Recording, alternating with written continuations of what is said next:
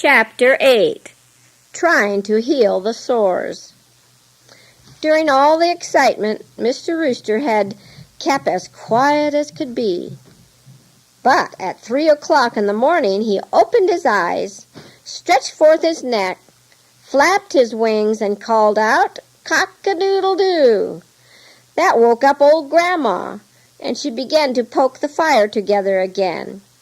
That woke up Pretty Diamond's mother, and she began to rock the baby again.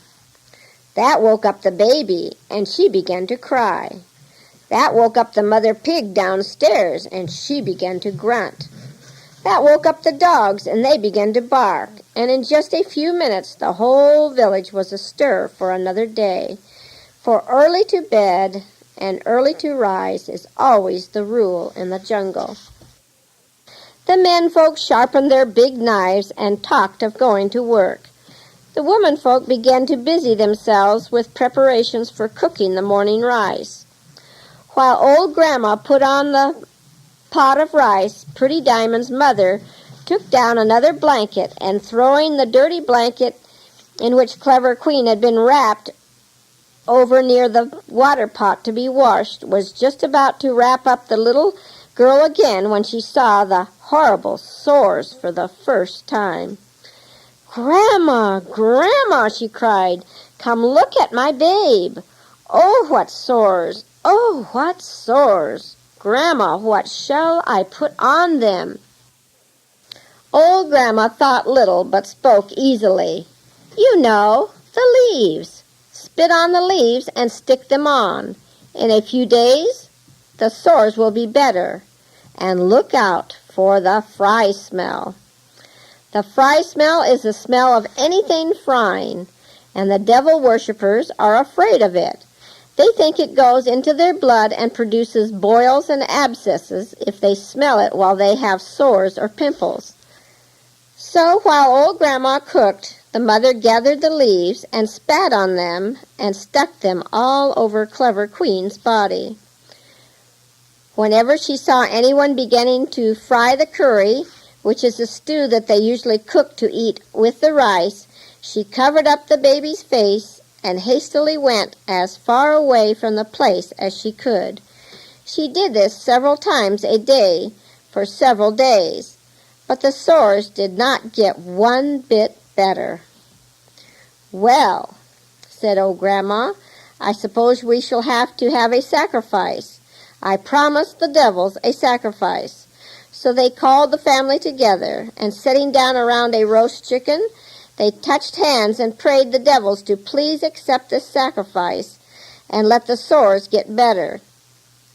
But the sores didn't get one bit better. "Well," said old Grandma, "we had better call the witch doctor." "Yes," said the witch doctor, "this is the result of the curse, and medicine is no good.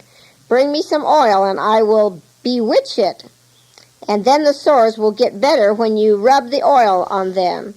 So they got some oil, and the witch doctor sat down on the ground and, rubbing his hands, muttered something like this over the oil: "The curse is finished, the curse is done. The baby has come, the spirits have gone.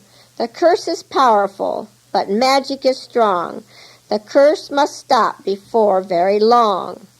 Now heal, now cure, make better, make well. Sores go away from her quickly, pell-mell." Plow!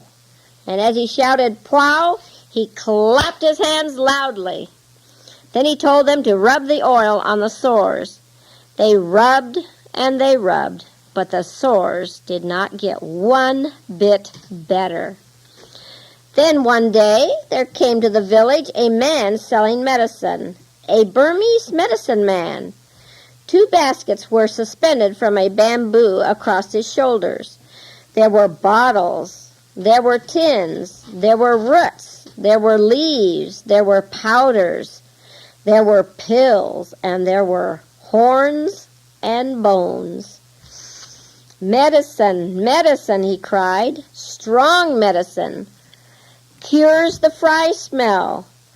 cures ringworm, headaches, corns, sores, pimples, red and black children's diseases, sneezing medicine, itching medicine, fever medicine, weakness medicine, famous rhinoceros blood and tiger fat medicine, for all medicine, strong medicine. As he paused for breath, Pretty Diamond's mother drew near and showed him Little Clever Queen's sores. "Is your medicine able to cure this?" she asked. He laughed at the idea of any disease being able to withstand his medicine, and mixing some bones and tiger fat and whatever else I don't know altogether, he told them how to apply it, and said, "Now the cure is absolutely sure if you keep away from the fry smell. Don't touch iron. Don't eat anything sour." So with joy they bought the Burmese man's medicine and rubbed it on and followed the instructions. But the sores did not get one bit better.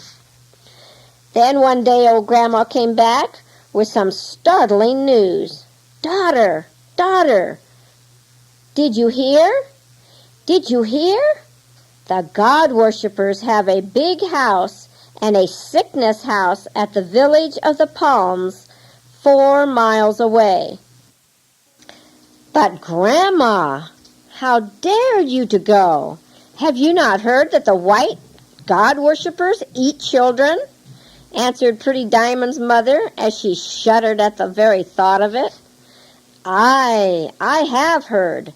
But I have also heard that the white man is a very clever medicine man and has all power over the fry smell. They say that people come 5 days' journey to eat his medicine and that everybody walks away cured. I went myself today. Thought I, he can't eat me anyway, for I had been told that they never tried to eat anything but babies. So I went, and there I saw him, tall and white, but his hair is black like ours, and his tongue, it speaks our words. At first I couldn't hear. There were so many people. There were Indians, there were Chinese, there were Burmese, and there were Karens. To the Indians he talked in black words. To the Burmese he talked in Burmese words. To the Karens he talked in their words, and I saw him feel a little baby and give it some medicine.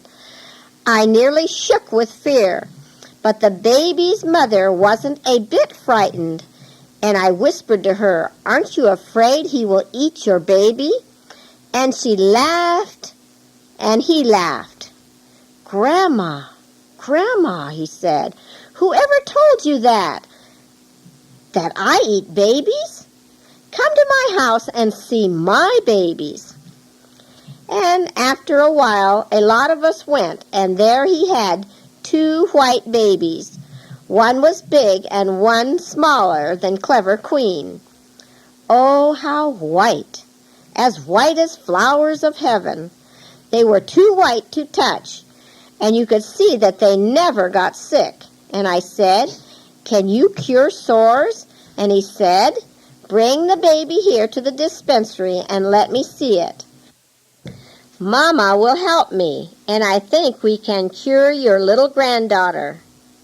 Daughter, daughter, do you hear me talking? He said it. He said it. He can. I am sure he can.